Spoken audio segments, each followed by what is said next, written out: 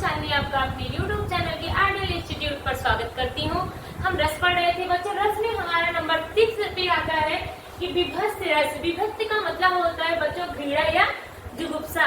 जहाँ विभाव अनुभव संचारी भाव के संयोग से घृणा नामक या जुगुप्सा नामक अस्थायी भाव रस रूप में पढ़ित हो जाए, वहाँ पर विभक्त रस होता है। जहाँ पर घृणित बातें की जाए, ठीक है, वहाँ पे आपका विभक्त रस होगा। जैसे कि एग्जाम्पल में देखते हैं, सिर पर बैठा काग आंख दो खात निखारत।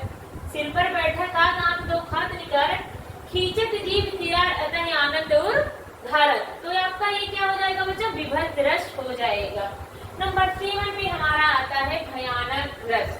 जैसा कि इसके नाम से ही प्रतीत होता है, जहाँ डरावनी बातें या भयपूर्वक बातें कही गई हो, वहाँ भी हमारा भयानक रस होता है। जैसे एक ओर लखी, एक और बिगराट, पिपल बटोही बीच में परियो मूर्छा खाए। कहने का मतलब है कि एक और अजगर है तथा दूसरी ओर तेल खड़ा है। जो बीच में बटोही है, जो व्यक्ति है, वो मूर्छा देख के ही उसको मूर्छित हो गया, गिर गया।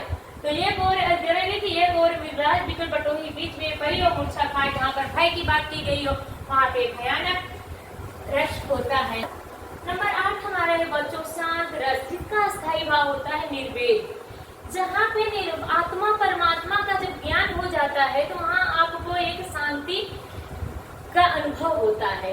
तो ये हम कह सकते हैं, जहाँ विभाव अनुभव संचारी भाव के सहयोग से शांत नामक रस रूपांत नामक या निर्वेद नामक अस्थायी भाव रस रूप में पढ़ित हो, वहाँ पे शांत रस होता है। ये बुधा इसमें ज्यादातर शांत रस में बच्चों प्राकृतिक या भगवान की बातें कही गई होती हैं।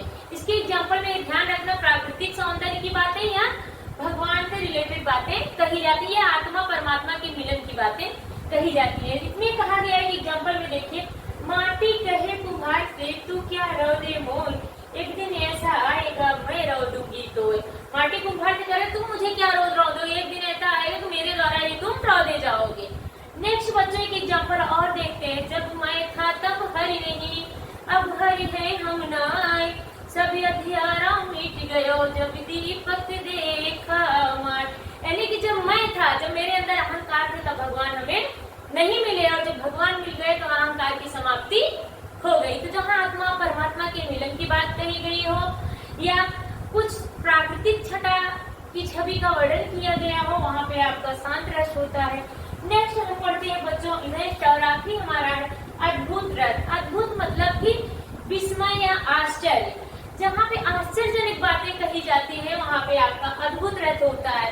जहाँ विभाव अनुभव संचारी भाव के संयोग से अद्भुत नामक आश्चर्य नामक अस्थायी भाव रस रूप में पढ़ित होता है, वहाँ पे आपका अद्भुत रस होता है। जैसे कह सकते हैं, बिन पग चले तने, बिन काना कर, बिन कर्म करे विधुनामा। मतलब बिना पग के चले, बिना कानों के सुन सकता है, बिना हाथ के काम कर सकता